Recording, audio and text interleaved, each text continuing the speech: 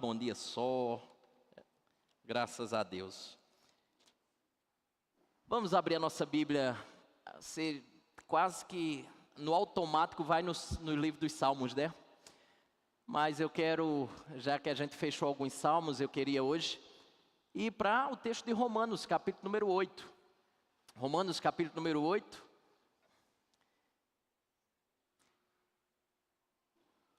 Quero agradecer ao nosso irmão Vitor aqui, que fez a ponte com a mãe. Ela já me orientou, já tomei algumas providências.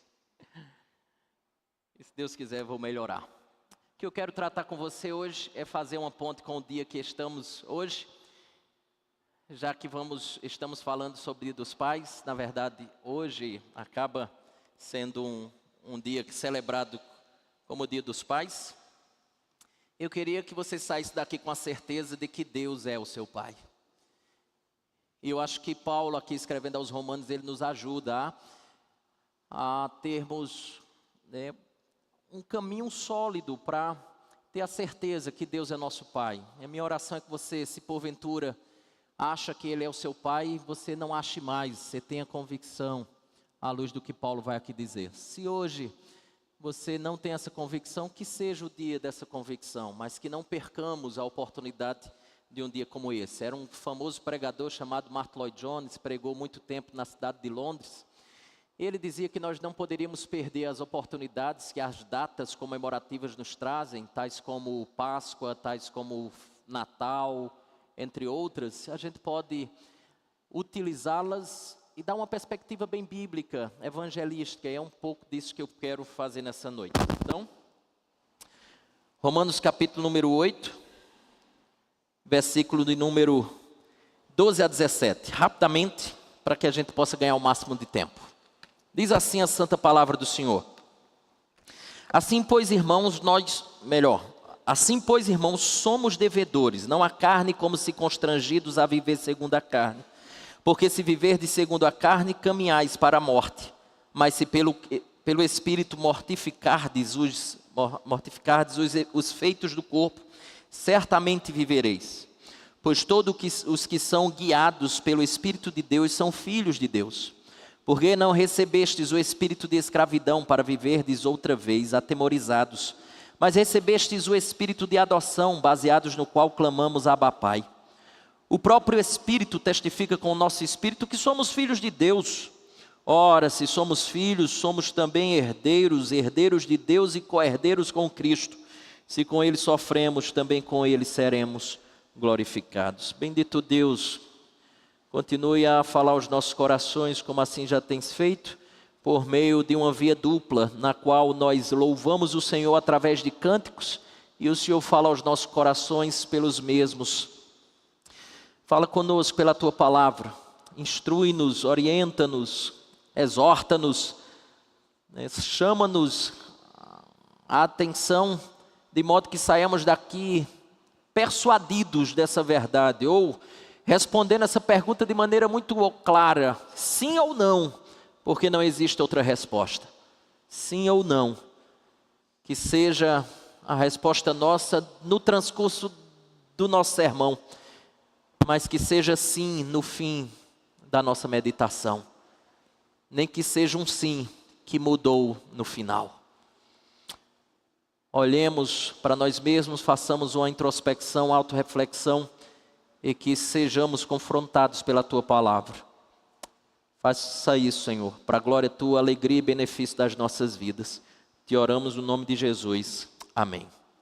Meus irmãos, eu batizei esse sermão como você tem certeza que Deus é o seu Pai? Já que hoje é Dia dos Pais, você poderia comemorar esse dia tendo a certeza que Deus é o seu Pai? Como saber que Deus é o meu Pai? Como saber que Deus é o seu Pai? E você sabe muito bem que na experiência comum da vida, nós sabemos que alguém é filho de outra pessoa, via de regra pelas características que nós enxergamos nelas. Às vezes são características físicas, o olho é parecido com o do pai, a orelha é parecida com a da mãe. É engraçado porque às vezes a gente encontra uma criança, ali um bebezinho, e a gente diz, parece com quem? A cara do pai, a cara da mãe. Mas por que é a cara do pai? Por que é a cara da mãe? Porque existem traços naquele bebê que são traços que estão expressos muito claramente no rosto da mãe. Alguém que chega, por exemplo, para o filho de Tiago e Stauffer, não pode jamais dizer que parece com o pai. Porque nitidamente os traços são os traços da mãe. Então a gente acaba, entendendo ou percebendo as características do filho, exatamente porque a gente vê as características do pai. Ou ao ver as características do pai, nós dizemos que o filho é a cara de tal pai. Todavia aquelas ou estas não são evidências definitivas. É por isso que você precisa de documentos, é por isso que você precisa de RG. E quando é comprovado com a certidão, nós vemos que aquelas evidências, que aquelas características, aparência, jeito de proceder, a maneira de falar, estão ali porque realmente aquela pessoa é filho daquela que nós falamos. O interessante é que o propósito do apóstolo Paulo aqui no capítulo 8 é exatamente falar sobre filiação. É mais ou menos dizer assim: querido irmão, pelos traços que eu darei aqui, eu espero que você perceba que você é a cara do seu pai. E nessas características em que você consegue perceber que é a cara do pai, você de fato possa ter essa certeza no seu coração, na sua mente, que isso traga refrigério, gozo para a sua alma. Em certo sentido, o que poderíamos dizer aqui é que teremos você assistia Ratinho há tempos atrás? Tem aquela confusão, quem é o pai, quem não é, aí quebra pau na maior do mundo, lembra? E aquela confusão, e se pegava, e a mulher jogava o microfone, era aquele barraco. Mas o que é que findava, ou não, a discussão e a briga? É quando puxava o teste de DNA e dizia: você é o pai. E aí pronto. Eu não falei, aquela confusão toda. Mas aqui é o que eu vou chamar de DNA celestial. E eu espero que você possa olhar para tudo isso e enxergar que você realmente tem o DNA do Pai. Perceba, o apóstolo Paulo começa com uma declaração aqui fundamental, apresentando a certidão de nascimento. Se não, veja, eu estou no capítulo 8, verso número 1. Joga os olhos na certidão de nascimento sua, minha, pelo menos eu espero que seja a sua também. Romanos 8:1 diz assim: agora, pois, já nenhuma condenação há para os que, o quê?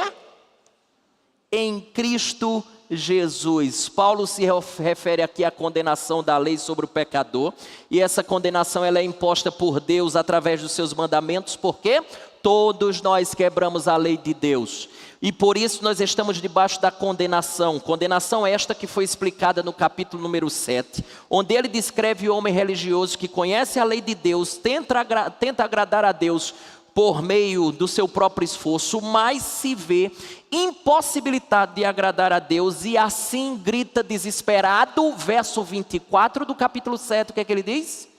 O restante do capítulo 8, então, é o trabalho de Paulo expandindo essa ideia sobre a obra do Espírito Santo, isto é, como o Espírito de Deus, ele faz com que a condenação não mais exista na nossa vida, mas como eu na prática experimento essa segurança, essa paz e essa certeza de alguém que não é mais condenado pelo próprio Deus, de alguém que caminha livre pelas portas da prisão, porque a imagem que eu imagino aqui, que eu acabo pensando, é de um prisioneiro que está na cadeia, está lá aprisionado, e de repente ele tem essa notícia: agora, pois, já nenhuma condenação há para aqueles que estão em Cristo Jesus. As portas da prisão se abrem, ele sai da cadeia e vai naquele longo corredor, totalmente liberto. Nas portas, diante dele estão as portas da liberdade, na qual ele alcança a misericórdia de Deus. Pergunta: qual é a certeza em que eu não estarei mais condenado? Qual é a certeza em que as portas da prisão se abriram para mim? Eu estar em Jesus Cristo. Como agora eu começo a perceber as consequências, as implicações de realmente alguém que está em Jesus Cristo. Que essas palavras que eu digo que estou ou sou de Jesus, elas são verídicas, são verdadeiras, são genuínas na minha vida. Como saber disso? Esse é o trabalho do apóstolo Paulo, e cabe aqui pensar que o apóstolo Paulo, eu penso, ele apresenta 4 argumentos para embasar aqui o objetivo dele em falar isso. Meu objetivo nessa noite é fazer você questionar seu estado diante de Deus, sua filiação diante de Deus, a sua paternidade ou a paternidade de Deus para com a sua vida. Portanto, vamos lá. Verso número 12, me acompanhe, por favor. Ele diz assim. Quer dizer, está lá, verso 12. Vamos começar com essa declaração extraordinária aqui do apóstolo Paulo. Assim, pois, irmãos, somos devedores, não à carne, como se constrangidos a viver segundo a carne. Primeira coisa que ele diz, nós não somos devedores à carne. Leia-se carne aqui como a nossa natureza pecaminosa. Então ele está dizendo, assim, pois, irmãos, somos devedores, não à nossa natureza pecaminosa. Nós não somos devedores da nossa natureza pecaminosa. O que ele está deixando aqui claro é que nós não temos obrigação de fazer a vontade da nossa natureza pecaminosa. Leia-se carne então. Da nossa natureza, nós não temos obrigação de satisfazer a sua vontade.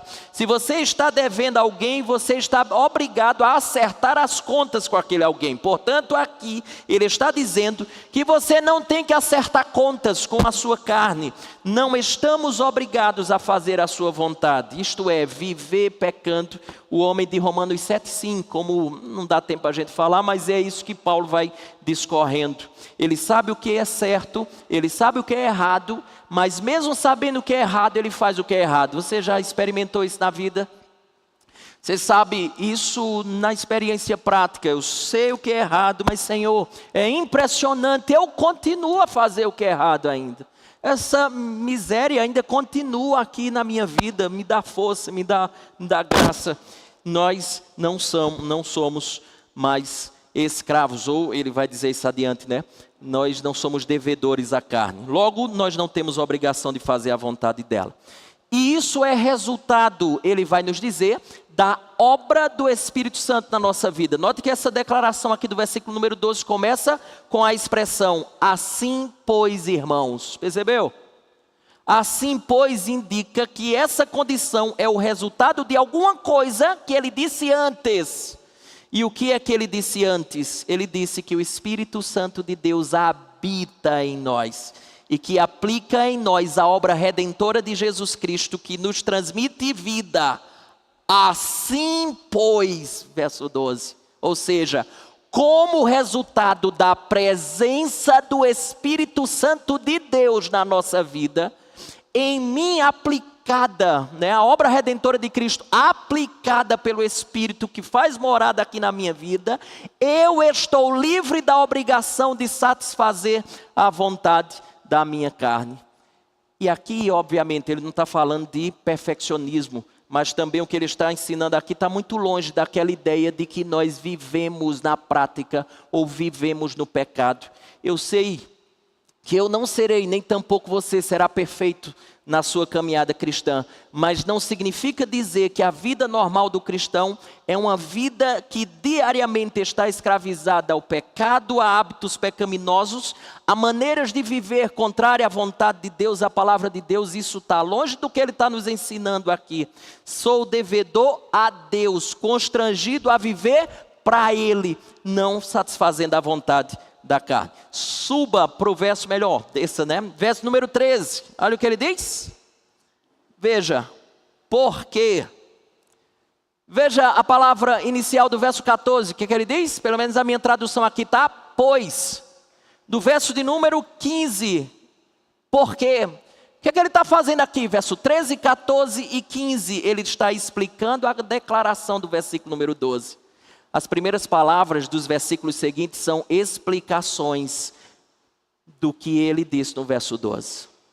Então a primeira coisa, para responder a nossa pergunta, tema do sermão, você tem certeza que Deus é o seu Pai?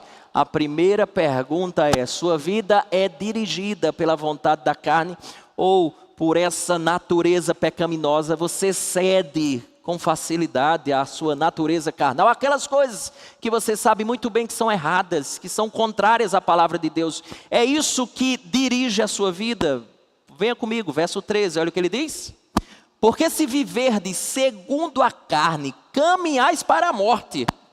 Você vive segundo a carne, segundo a sua natureza pecaminosa, ou ela influencia, controla as suas decisões, a sua vontade, os seus gostos, as suas reações, a sua consciência, os seus desejos. Se é ela que controla, tem aquela coisa que as pessoas às vezes dizem, eu sou assim mesmo. Se é ela que controla a sua vida, é isso que Paulo está dizendo aqui para você. Se eu viver segundo a carne, eu estou caminhando para a morte. A morte aqui não é somente a morte física, mas é a morte espiritual que culmina na morte eterna, o que a Bíblia também chama de inferno. Presta atenção.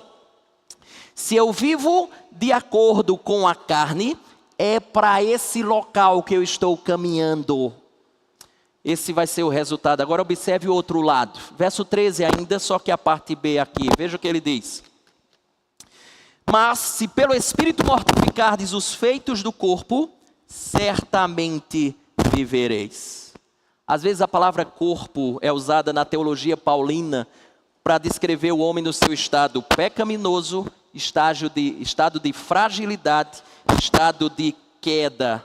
Então, carne e corpo são a mesma coisa aqui. Carne e corpo, a mesma coisa. Veja, o que ele está dizendo. Se pelo Espírito que habita em você, ou esse Espírito que está chegando aqui,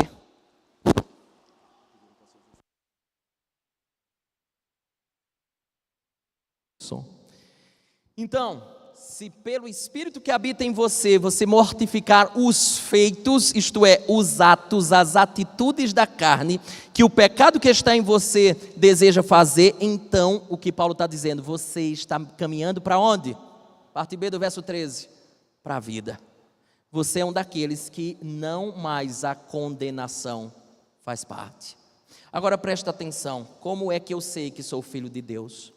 Eu sou de Deus, porque pelo Espírito de Deus que habita em mim, eu mortifico os desejos pecaminosos do meu coração. Já viu aquela coisa de videogame mesmo, que os inimigos vão aparecendo em você? Eu jogava Master System, não sei se era do seu tempo, era um videogamezinho bem antigo, Atari. A gente tinha uma pistolinha nele, que a gente ia e aparecia inimigo, pá, aparecia inimigo, pá, pá, pá. Basicamente é isso. Eu mortifico, apareceu os desejos pecaminosos, saco a pistola e mato-os. É isso que você e eu devemos fazer. Agora eu quero chamar a sua atenção para uma coisa, que é muito importante. Uma coisa é tentação, outra coisa é pecado. Tentação é o tempo todo, o meu coração é um vulcão em erupção. Ele traz paixões, desejos, vontades e emoções que são contrárias à vontade de Deus e que são atiçados o tempo todo na nossa vida, por aquilo que nós vemos, por aquilo que nós ouvimos, por aquilo que nós tocamos, por aquilo que conversamos, por aquilo que cheiramos, e o seu coração se movimenta semelhante a um mar revolto que lança para cima, para a superfície, toda lama, toda sujeira. Mas uma coisa é você sentir a força da tentação no seu coração, e outra coisa é você se submeter a ela, obedecer a ela. Martinho Lutero tinha uma metáfora, uma historinha que acho que ilustra muito isso que Paulo aqui está tentando dizer. Lutero dizia que não podia evitar que um passarinho pousasse na sua cabeça. A gente sabe muito bem disso, né? Às vezes alguma coisa paira sobre a cabeça e geralmente a gente passa a mão, faz logo assim. Então Lutero dizia assim: eu não tenho como evitar que um passarinho pouse na minha cabeça, mas eu tenho como evitar que ele faça um ninho lá. Então pode até pousar, mas ninho de maneira alguma fará na nossa cabeça. Diariamente nós somos atacados pelos pensamentos, paixões, desejos vindo dos nossos sentidos, mas outra coisa é você dizer sim para as tentações que todos os dias batem na sua porta. Eu digo não. Essa deve ser a nossa frase. Nós devemos lutar contra essa natureza pecaminosa. Então essa é a primeira coisa. Você consegue identificar que na sua vida cotidiana é quase que uma luta de bang-bang, tentando matar os desejos, as vontades carnais? Essa é a realidade da sua vida, ou você cede facilmente a ela? Responda essa pergunta, é super importante para saber se você é o filho desse pai que você tanto diz que ama. Segunda coisa, ela vem do verso 14, é o contraponto. Sua vida é guiada, controlada pelo Espírito de Deus. Veja, essa é a segunda evidência que o apóstolo Paulo aqui nos apresenta. Veja aí comigo, observe comigo, verso 14, ele diz assim: pois todos os que são guiados pelo Espírito de Deus são filhos de Deus. Veja, eu não sou devedor a viver segundo a carne, porque eu, como filho de Deus, sou guiado pelo Espírito dele. Eu não sou guiado, controlado pela vontade da carne, mas pela vontade do Espírito. Eu sou guiado pelo Espírito de Deus. Por quê? Porque eu sou filho de Deus. Essa é a primeira vez. Se você já leu a carta aos Romanos, essa é a primeira vez na carta aos Romanos que Paulo usa esse termo, filho de Deus. É a primeira vez que ele chama os crentes aqui de filho de Deus. E a partir são guiados pelo seu Espírito. Então Deus vai me guiar ao marido que eu estou esperando. Você já viu gente ler esse verso assim? Então Deus vai me guiar para escolher o emprego que eu tanto quero. Eu estou na indecisão, não sei o que é que Deus quer de mim. Na decisão do curso que eu vou fazer na faculdade, no lugar que eu vou morar. Então, se nós somos guiados, bom, que fique claro, eu não tenho qualquer dúvida que Deus pode nos guiar a todas essas coisas. Por meio da sua providência, Deus utiliza para nos guiar. Contudo, esse versículo não está falando dessas questões. Ele está falando da direção e orientação do Espírito como fator controlador aqui, da minha vida na luta contra a carne. É o Espírito que vai sempre me levando à vitória contra os desejos da carne. É Ele que vai me lembrando que mentir não faz parte da minha vida, que adulterar não deve ser a prática da minha caminhada, que roubar não faz parte da minha história mais, e tantas outras coisas que ele vai falando aqui na sua palavra. O Espírito vai me constrangendo acerca dessas verdades, a ponto de que eu não cedo a elas e venço elas na lembrança de que o Espírito já me falou sobre essas coisas, e como filho dele, controlado pela sua vontade, eu cedo não a minha vontade, mas a vontade daquele que é o meu Pai. Veja, ele é o nosso guia, ele há de controlar a nossa vida. Terceira coisa que Paulo vai nos dizer, já vimos duas: se a sua vida é controlada pela carne, ou se é controlada pelo Espírito, guiada pelo Espírito de Deus. Mas a terceira coisa que eu chamo a sua atenção é perguntar a você se existe relacionamento entre você e Deus. Me diga uma coisa de forma bem sincera: se o seu relacionamento com Deus fosse exatamente aplicado ao seu relacionamento conjugal, quanto tempo você ainda duraria com o esposo ou esposa? Quanto tempo você duraria com essa noiva, com essa namorada que você está aí? Você fala com Deus, você se relaciona com Deus, você tem contato constante com Deus? Porque à medida que a gente deixa de falar, por exemplo, com a esposa, ou com o esposo, ou com o namorado, ou com a namorada, já tem alguma coisa estranha. Ela diz assim: o que é que está acontecendo? Está com raiva? O que foi que houve? Por que você está? Por que você não falou comigo hoje? Não mandou uma mensagem? Veja, teve um dia que eu estava no trabalho e passei uma tarde inteira sem mandar uma mensagem assim: o que é que aconteceu? Não deu notícias? Mas pegue o seu relacionamento com Deus, aplique-o nos seus relacionamentos horizontais, e se a resposta for positiva, é porque o seu relacionamento com Deus está bom. Porque nós não toleramos muito, ou melhor, não toleramos pouco contato, pouca conversa. Se o nosso filho não conversa conosco, a gente acha estranho.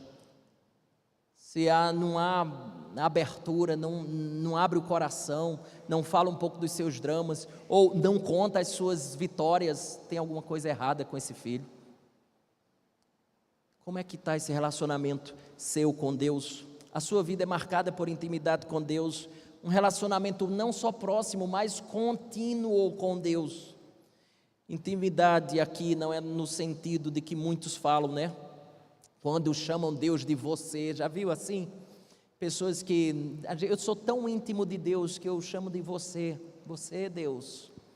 Uma vez que alguém chegou para mim e disse assim: olha pastor, eu de vez em quando estou fazendo a barba e Deus está aqui, eu estou batendo um papo com Ele do meu lado assim.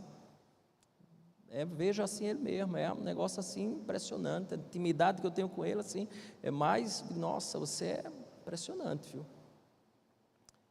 Intimidade é proximidade, relacionamento constante e contínuo. Veja que coisa interessante, eu estou no verso 15, mas queria que você observasse verso 12 e 15. Veja, a gente está indo para o terceiro ponto do apóstolo Paulo. Veja verso 12 para mim, por favor. Me observe verso 12, ele disse assim, ó: somos devedores não há carne. Não foi isso que ele disse, verso 12? Agora olha o que ele diz no verso 15: porque não recebestes o espírito de escravidão para viverdes outra vez atemorizados, mas recebestes o espírito de adoção, baseados no qual clamamos Abba Pai. Espírito aqui, na segunda vez que acontece aqui, para mim, tá? Deveria ser espírito com letra maiúscula. Olha só, porque não recebeste o espírito de escravidão para viverdes outra vez atemorizados, mas recebestes o espírito maiúsculo aqui. Esse segundo espírito aqui é maiúsculo. Na minha tradução está minúsculo, não sei se na sua está maiúsculo, mas a melhor tradução aqui é maiúsculo. Deixa eu explicar, porque a tentativa aqui não é de corrigir a Bíblia. A Bíblia ela é inerrante, ela é infalível, mas nesse sentido você lembra que os manuscritos gregos, eles, em que as cartas, no caso de Paulo aqui foi escrita, eles não usam o maiúsculo para espírito. A palavra espírito é pneuma, e se for espírito humano é pneuma, se for espírito maligno é pneuma, se for espírito de Deus é pneuma do mesmo jeito, então é tudo pneuma. Então como é que eu vou saber se é espírito humano, se é espírito maligno, se é espírito de Deus? O contexto vai nos mostrando. Portanto, a segunda palavra espírito aqui, ela tem exatamente o entendimento de que é espírito de Deus, porque aí, nesse caso, é trabalho do tradutor, né? Decidir se a palavra vai ser, qual espírito vai ser aqui. No meu entendimento, devia ser espírito, ou é aqui maiúsculo. Seria mais ou menos assim, ó: mas recebesses o espírito de adoção, baseados no qual clamamos Abba Pai. Qual é o meu argumento para isso? É que no versículo 16 diz: o próprio Espírito, esse que eu mencionei no verso 15, é como se Paulo estivesse dizendo assim: testifica com o nosso espírito que somos filhos de Deus. Então é óbvio que o Espírito Santo é exatamente o Espírito que ele está falando aqui no verso número 15. Por isso, pega a caneta aí sem qualquer constrangimento e bote um S em maiúsculo. Você não está corrigindo a Bíblia, mas o tradutor que fez a tradução aí. Quando é que eu recebi esse Espírito de Cristo? Quando eu me arrependi dos meus pecados, quando eu depositei a minha fé na pessoa bendita de Jesus, como diz o verso número 1 do capítulo número 8, Deus então me deu o seu Espírito, e esse Espírito que habita em mim, ele me dá forças para mortificar os desejos da carne, verso 13, ele me dá, ele me guia, verso de número 14, me controla, e ele também me torna filho de Deus, fazendo com que eu me dirija a ele como meu pai, verso de número 15 aqui no final. Aqui tem uma coisa muito interessante. Se você lembrar, a adoção era uma ferramenta jurídica bastante conhecida no mundo romano. Um cidadão romano, ele podia adotar uma criança que não era seu filho biológico e passava para ele o seu próprio nome. A criança herdaria o seu nome, herdaria os seus bens e todas as suas propriedades, as propriedades da família, e ele era tratado como filho biológico, muito parecido com o que nós temos hoje. Paulo estava, penso eu, bem familiarizado com esse conceito, e ele diz que Deus nos deu, final do verso 15, o Espírito de adoção, ou seja, o Espírito Santo me lembra daquilo que Deus já fez. Deus me recebeu, o Espírito Espírito de Deus me lembra dessa verdade, que Deus me recebeu como seu filho, e o Espírito que Ele me deu é que me faz lembrar dessa verdade. Ele é a prova, Ele é o penhor, Ele é a segurança, Ele é o selo de que sou de Deus, que eu sou o seu filho adotado, que eu sou o seu filho querido, que eu sou o seu filho amado, e é por isso que eu posso me dirigir a Deus, exatamente nesses termos que ele chama aqui. Eu posso chamá-lo de pai. Note que aqui ele não fala chamar, percebeu? Ele usa a expressão clamar. Veja, final do verso 15 ele disse: mas recebeste o Espírito de adoção, baseados no qual clamamos. Esse é o termo que ele usa aqui. É mais do que falar, é mais do que você falar, é você suplicar. Essa é a ideia que Paulo está trazendo aqui. É você dirigir-se a Deus com voz súplice. É você se dirigir a Deus como uma criança que se dirige ao seu pai pedindo aquilo que ela necessita, explicando a sua situação, ou ainda explicando ou expressando o seu amor e seu carinho pelo seu pai. Por isso que ele usa uma expressãozinha muito interessante aqui. A expressão é Abba, percebeu? É um termo aramaico informal para pai que transmite aquele sentido de intimidade. Como nós estamos familiarizados com a nossa língua aqui no português, muitas vezes filhos chamam o seu pai de papai, painho, e tudo isso indica ternura. Essa é aqui a ideia de Abba aqui também, a ideia de dependência e um relacionamento que é livre, ou está livre do medo e cheio de confiança no seu pai. Painho, confio no Senhor, dependo do Senhor. Veja se isso não faz eco ao que o filho mais velho, ou o nosso irmão mais velho falou. Foi exatamente assim que Jesus se expressou, lembra? E dizia: Abba, Pai. Mesma expressão que Paulo está usando aqui em Romanos capítulo número 8. Tudo te é possível, passa de mim este cálice, contudo não seja o que eu quero, e sim o que tu queres. Na prática é saber que todas as vezes que você leva seu coração diante de Deus, você sabe que o seu Pai está lhe ouvindo. A mesma coisa que Jesus fez aqui. Há relacionamento contínuo e constante, como assim foi com Jesus. Essa é a pergunta que eu faço, é para você. Você está entendendo o que eu estou falando? Há relacionamento constante e contínuo. Todas essas coisas que falo aqui essa noite encontra eco no seu coração, encontra espaço na sua agenda semanal, mensal, anual. Quando eu falei que o Espírito Santo nos dá força para mortificar os efeitos da nossa natureza pecaminosa, você se comparou e disse: eu sei o que é isso. Isso é o que acontece comigo toda semana. Eu estou lutando contra o pecado. Quando eu falei que é o Espírito de Deus que nos guia e nos controla, você respondeu essa pergunta dizendo assim: eu sei o que é isso, porque é isso que acontece na minha vida toda semana também. Eu sou controlado pelo Espírito Santo de Deus. E agora, quando eu leio aqui que o Espírito que Deus me deu me faz clamar a Ele mesmo como meu Pai, você entende exatamente essas coisas que eu estou falando? É isso que acontece na sua experiência semanal. Vá fazendo o teste, vai examinando a si mesmo, porque esse é o propósito do apóstolo Paulo, quando vai discorrendo sobre essas coisas, para que fique claro aqui, o que é esse espírito de adoção pelo qual nós clamamos Abba Pai. Paulo faz um contraste com o que ele chama no início do versículo número 15, que é essa expressão assim, espírito de escravidão. Ele diz assim, porque não recebesse o espírito de escravidão para viverdes outra vez atemorizados.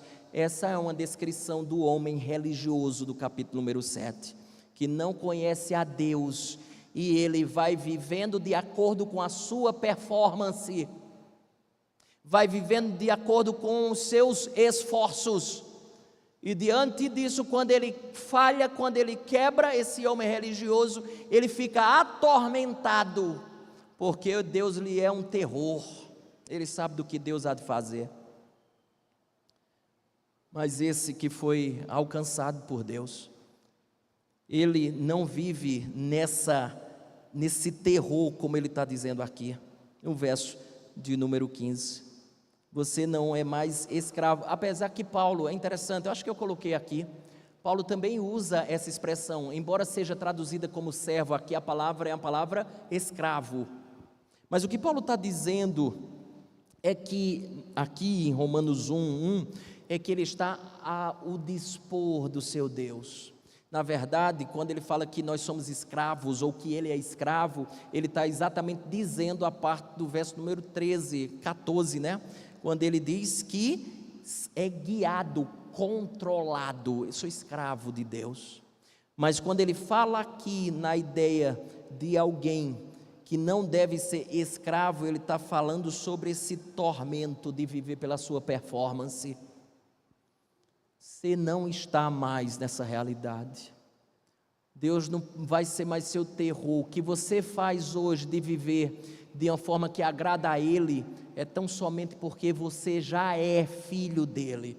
E por aquilo que Ele fez por você, tal como nós ficamos extremamente agradecidos a alguém que nos faz algum bem, e eu já falei isso aqui várias vezes, quando nós estávamos no nosso antigo local, onde nós não pagamos ao longo de 10 anos R$1 sequer de aluguel, todas as vezes que o irmão Evandro me chamava para fazer algo, seja o que for, eu sentia uma alegria imensa, pela gratidão de tudo que ele fez ao longo desse tempo. Para mim era um prazer atender alguém que foi generoso conosco. Se você entender isso, é isso que você vai fazer com Deus. Deus fez tanto por nós, mais do que qualquer pessoa fez, que é um prazer servi-lo, não apenas servi-lo, é um deleite obedecer a Ele, por tudo que Ele já fez na minha vida, pelo presente maior que Ele já me deu.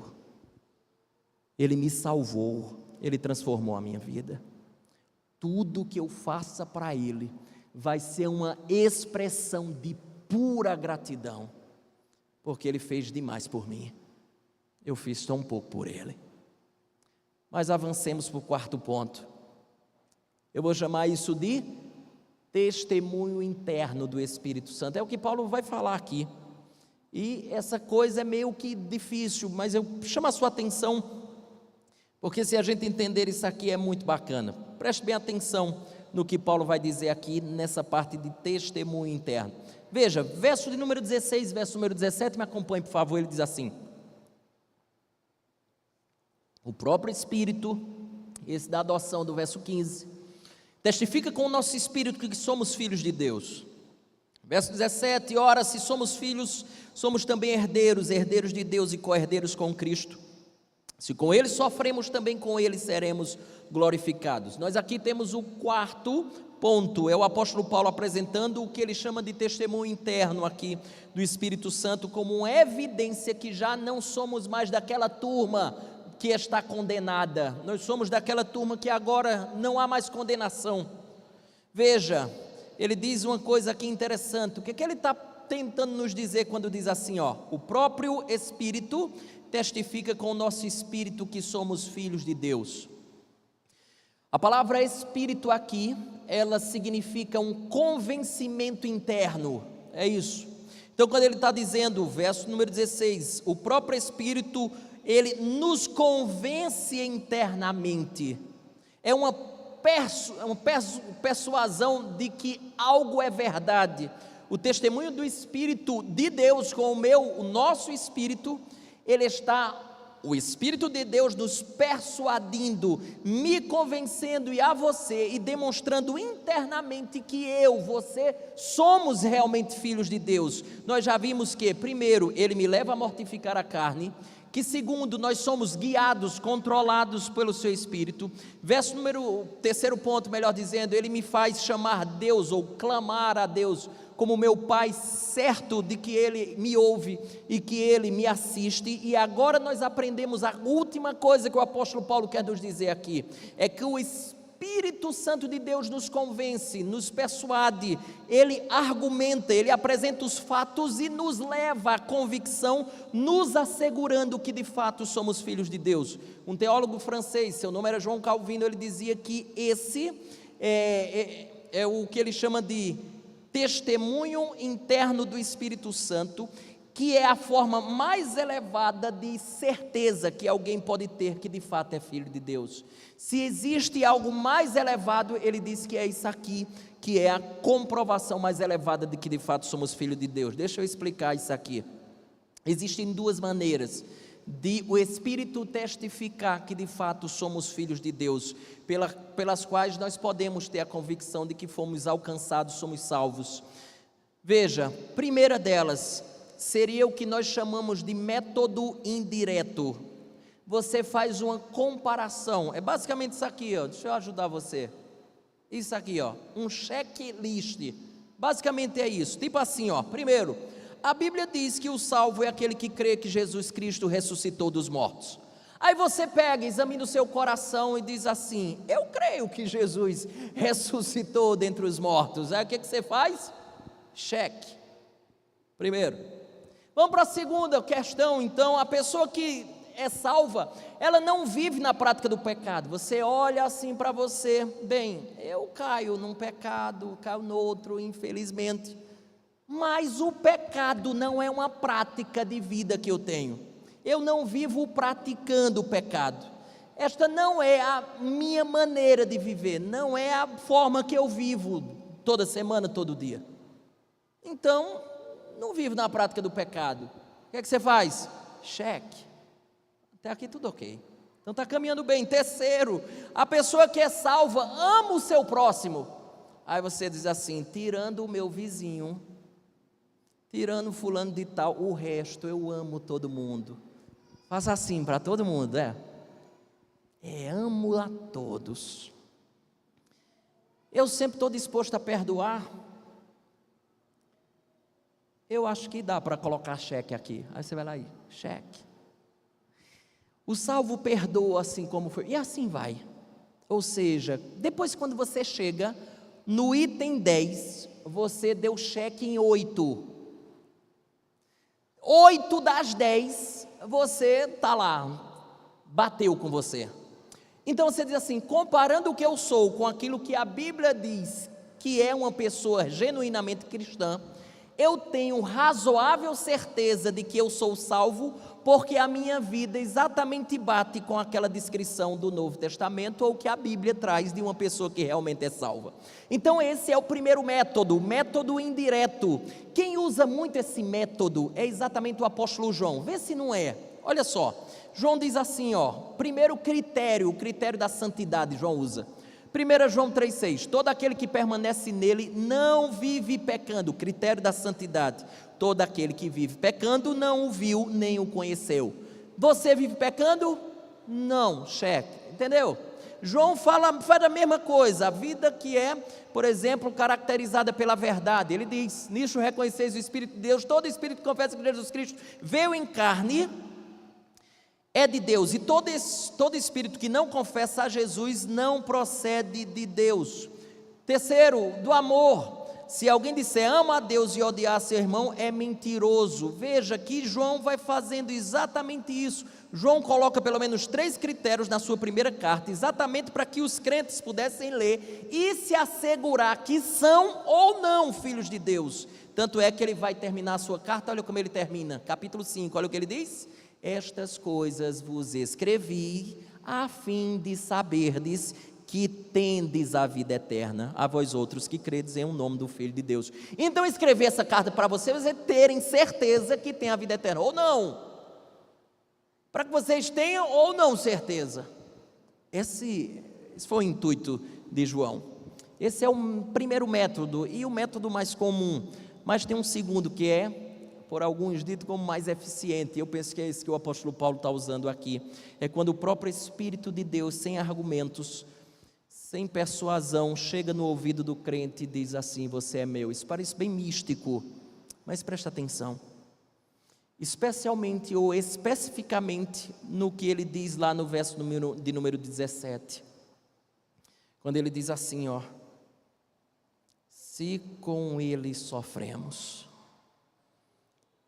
Nos sofrimentos nós escutamos a voz de Deus na nossa vida. Ele nos diz lá dentro, quando eu estou lá embaixo, quando eu estou desesperado, quando eu estou angustiado, lá dentro o Espírito Santo de Deus nos diz: você é meu, eu nunca vou lhe deixar. Você já teve essa experiência? Na escuridão mais dura que você já enfrentou, nas noites mais difíceis para dormir, nos dias mais delicados que nos deparamos, diante dos dramas mais terríveis que já atravessamos, é como se Deus lá dentro dissesse para a gente: eu nunca vou lhe deixar. Né, Janeide? Nunca Ele vai nos deixar, seja qual for a experiência que tenhamos. É como se lá dentro Ele falasse claramente para nós. Esse é o testemunho interno dele, ele é direto, ele não é com base em argumentação, mas numa convicção imediata, uma impressão divina colocada no nosso coração, de que nós somos de Deus, que somos seus filhos, e que isso é superior a qualquer outra coisa. Esse é o nível mais alto de segurança que alguém pode chegar. O próprio Espírito de Deus testificando com o nosso espírito que somos dele. Quando a gente tem uma perda, quando a gente perde um filho, quando perde o emprego, a empresa acaba, um acidente acontece, uma doença, por exemplo, terminal nos abate, o sofrimento sem conta vem sobre nós e tudo parece ruir ao nosso redor, mas lá dentro tem uma vozinha dizendo: você é meu. E se somos filhos, duas coisas mais, observe, eu estou no verso 17, ele diz assim: ora, se somos filhos, somos também herdeiros. Lembra da figura da adoção? Então somos herdeiros, tudo que Deus tem é nosso. A gente vai herdar esse mundo e tudo que nele há. Mas não é só isso. Segundo lugar, continue no verso, ele diz assim: herdeiros de Deus e co-herdeiros com Cristo. Nós temos um irmão mais velho, o verdadeiro herdeiro é ele. Ele é o verdadeiro herdeiro, tudo foi feito por ele e para ele. Nós vamos herdar com Cristo os novos céus e nova terra, que já começou a ser criada. Sabe como? Eu e você somos novas criaturas dele, fomos transformados por ele. Como é que eu sei disso? Aí ele diz, continue no verso 17: se com ele sofremos, ou para mim seria uma tradução ainda melhor, dizia assim, já que com ele sofremos, porque o se aqui equivale a já que com ele sofremos. Sofrer com Cristo significa padecer os sofrimentos da luta contra a nossa vontade, o que ele falou aqui no versículo de número 13. Essa luta é dura, é sofrimento não fazer a vontade da carne. Você já teve aquela experiência que você padeceu por alguma coisa, bateu de frente com aquela pessoa, você não queria nem olhá-la, mas você sabe que tem que perdoá-la. Você já tentou lutar contra a sua vontade de não querer perdoar? Viu como é difícil, você até quer, ou pelo menos você diz assim, eu quero, mas não consigo. É assim às vezes a gente, é luta, é uma dessas coisas aqui que ele está falando. Mas não é só luta contra a natureza pecaminosa, é luta contra a incredulidade quando nos deparamos com os dias difíceis, é luta contra as forças do mal, contra a perseguição, que era o que esses irmãos aqui estavam passando, apóstolo Paulo, por exemplo, é a rejeição que eles sofreram muitas vezes na casa, na família, no trabalho, entre amigos, ou como sofremos hoje em dia.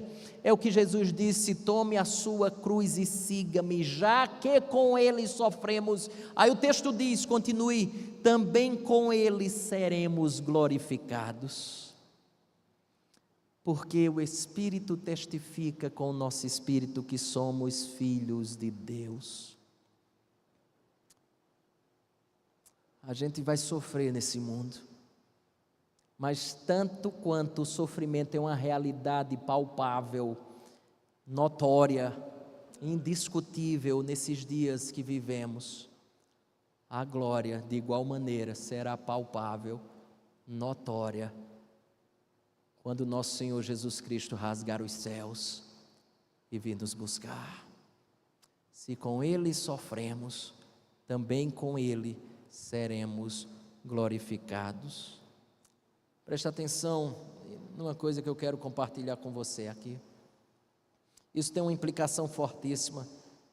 É que o crente que tem segurança da sua filiação, de sua salvação, ele é destemido, valente e resiliente. A gente não abandona o barco por qualquer coisa. A gente não fica fazendo bico por qualquer besteira. Não é porque recebeu um diagnóstico trágico que você chuta o pau da barraca. A gente sente, claro, somos humanos. Mas a gente sabe que o nosso Pai prometeu estar conosco todos os dias da nossa vida. Vamos ser valente, destemido, resiliente. Ele é valente. O verdadeiro cristão, como um leão, ainda que um exército se levante contra ele, ele sabe que se Deus é por ele, quem será contra ele?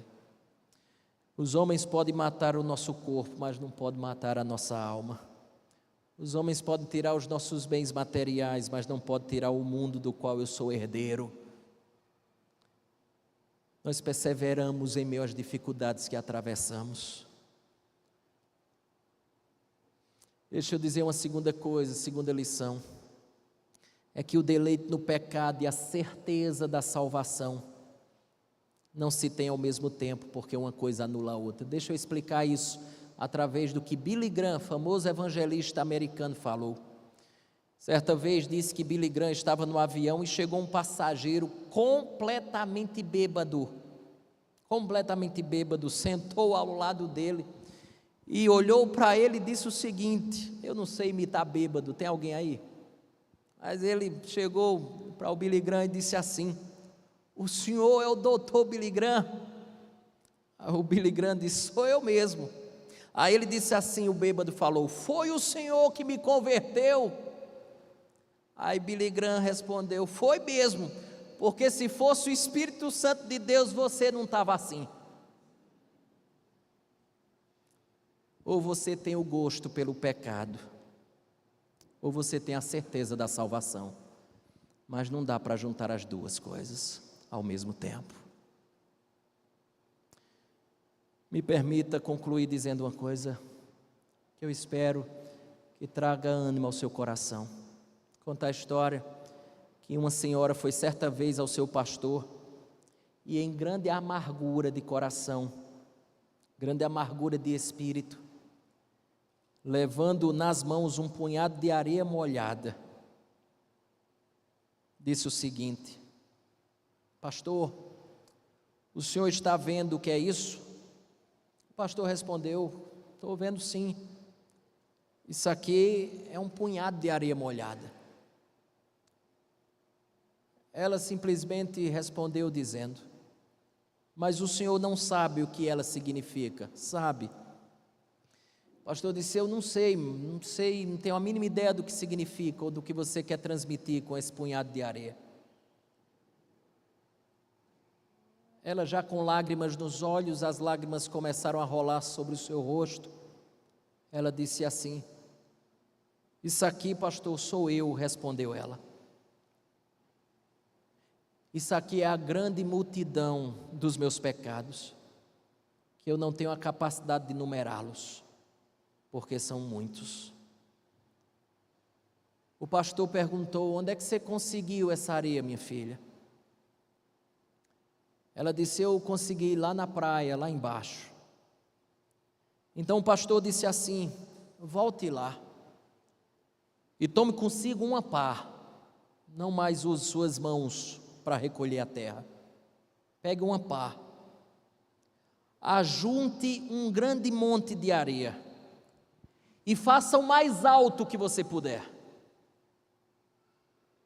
Quando você concluir, volte para a beira do mar, para a beira da praia, e fique observando o que vai acontecer quando a onda vier.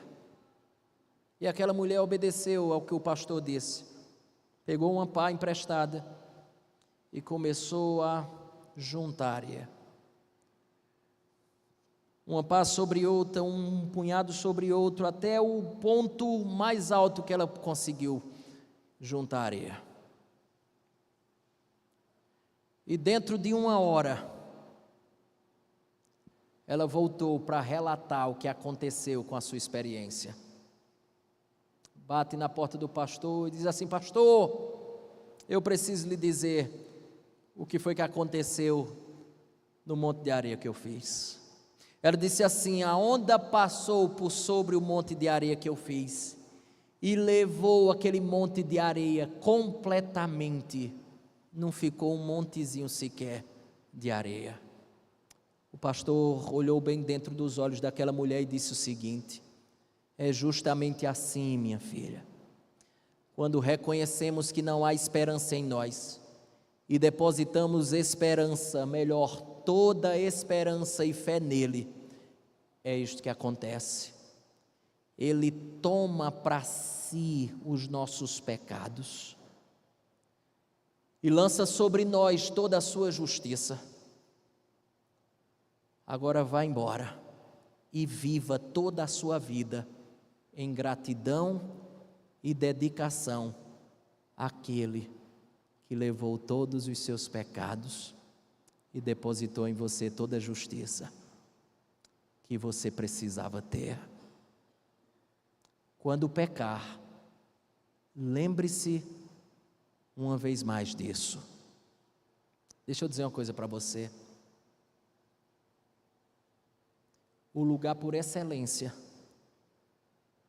de onde você pode olhar para ter essa certeza da sua filiação com Deus, não é outro lugar senão a tão famosa e horrenda cruz do Calvário. Não é o seu coração, porque quando você for buscar no seu coração a certeza da salvação, se você for buscar a certeza da filiação sua com Deus no seu coração, você só vai encontrar dúvidas e trevas. E é por essa razão que você e eu temos que olhar para a cruz do Calvário, para a pessoa bendita de Jesus Cristo. É para Ele que você tem que olhar, para a sua cabeça pendida, para a sua cabeça com a coroa de espinhos, com o sangue que desce sobre o seu rosto, no seu corpo, nas suas mãos furadas.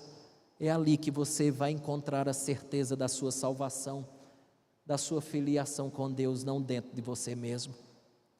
Pois toda a história começa aqui. Romanos 8:1. Agora, pois, já nenhuma condenação há para os que estão em Cristo Jesus, o nosso Senhor. E à medida que você contempla o Salvador morto pelos nossos pecados, quando Deus vai como uma onda do mar e traz para si os seus pecados, você lembra exatamente que Ele morreu por você, que você é dele, que Ele levou os seus pecados e que a sua justiça veio sobre si. E é nisso que você enche o coração de alegria e regozijo. Viva uma vida reta, lutando contra a carne e a vontade, os seus desejos, a sua natureza pecaminosa, não ceda a ela. Tenha a vida controlada, guiada pelo Santo Espírito de Deus. Clame pelo Pai, na certeza que Ele lhe ouve. E tenha convicção que nos dias mais difíceis da sua vida, o testemunho interno, a persuasão interna há de acontecer, sendo o nível mais alto de segurança que você e eu podemos desfrutar. Mas tudo isso começa com o verso 1 do capítulo 8, depositando toda a confiança na pessoa bendita de Jesus Cristo. Encerro minhas palavras com as palavras de Martinho Lutero e de outro grande pregador. Lutero disse assim: sempre que você lavar o rosto de manhã, lembre-se do seu batismo, e a quem você pertence, vá e viva o dia de acordo. Eu espero que pelo menos todos os dias você lave o rosto. Se isso acontece, faça o que Lutero disse: lave o seu rosto, lembre do seu batismo. O batismo é o momento em que você não é mais seu, mas dele, uma expressão explícita de que você é dele, que ele é seu. Jogue a água no rosto e lembre dessa verdade preciosa e viva de acordo com essa verdade. Agostinho, comentando o Salmo de número 84, ele disse uma coisa maravilhosa. Ele disse assim, eu encerro com isso. Agostinho disse: se estivesses peregrinando longe de teu pai, um simples homem, serias infeliz. Peregrinas longe do Senhor e serás feliz. Deixa eu dizer a você, só existe felicidade verdadeira quando a gente caminha essa vida terrena ao lado do Pai Celeste. Tudo mais é engodo, tudo mais é ilusão, tudo mais é rápido como uma neblina. Só Ele é capaz de trazer alegria verdadeira. A pergunta é: você tem certeza que Ele é seu Pai? Essas coisas batem com a sua vida?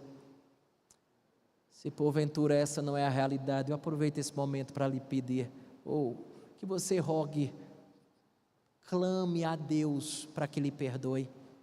Deposite sua fé na pessoa bendita do Redentor e deixa que a onda venha e arranque, levando todos os seus pecados, na certeza de que no dia final não tem um grão de pecado que lhe condene. Agora, pois, já nenhuma condenação há para aqueles que estão em Cristo Jesus, o nosso Senhor. Vamos orar? Bendito Deus, louvamos o Teu nome, bendizemos ao Senhor por essas verdades tão preciosas que o Senhor nos mostra aqui, nessa passagem tão linda de Romanos, capítulo 8, verso 12 a 17. A minha oração, como o Senhor sabe muito bem, antes de subir a esse púlpito, foi exatamente de que o Senhor pudesse persuadir aqueles que não têm essa convicção, confrontar aqueles outros que porventura estão em conflito com essa verdade, e ao mesmo tempo ser um refrigério para aqueles que se harmonizam com essa verdade. Aplica a Tua palavra em nossos corações, salva aqueles que estão perdidos, leve-os a confessar os seus erros, a se arrependerem dos seus pecados e a confiar não na sua performance, não nas suas boas ações, mas na ação única daquele que realmente padeceu pelos nossos erros. Te louvamos, Senhor, te agradecemos, na certeza de que Cristo leva absolutamente todos os nossos pecados e nos banha com as águas da justiça, nos tornando aptos aos céus. Louvado seja o Teu nome, te oramos no nome de Jesus, amém e amém. Que a graça do nosso Senhor e Salvador Jesus Cristo, o amor de Deus, nosso eterno e soberano Pai, a comunhão, o poder e as doces consolações do Santo Espírito de Deus repousem sobre nós e sobre todo o povo de Deus, e que por nosso intermédio seja derramado sobre esse mundo, desde agora e para todo sempre. Amém e amém.